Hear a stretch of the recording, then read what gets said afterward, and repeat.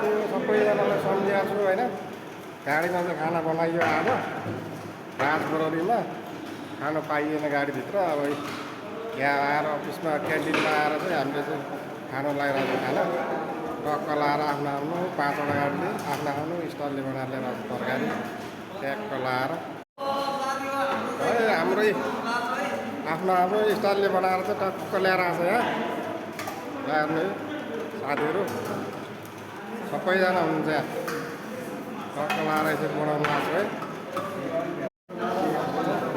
साथी हो है टक्क अब खाना पस्किनु भयो हाम्रो खुन्दाइले ट्याक्क 9जना हुनुहुन्छ। तरकारी चाहिँ आलु सोयाबिन अनि चिप्ले भेन्डी जोगी तरकारी बनाएको क्या टक्क लाएर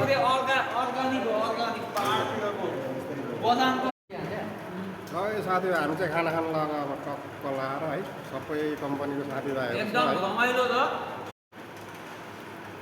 सबै कम्पनीको साथीहरू हुनुहुन्छ है टक्क लाएर मेसमा टक्क खाना खाँदैछौँ हामी।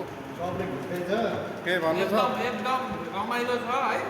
अब दाइहरूसँग भेट भयो सबै चितवन ट्रान्सपोर्टको हामी सबै ड्राइभर खलासी अब हाम्रो भाइहरू खलासी त नभनौँ होइन हाम्रो भाइहरू अब दाजुभाइहरू यसरी बसेर खाँदा एकदम रमाइलो छ। फेरि पनि यसरी बसेर खाने दिन जुइराखोस्।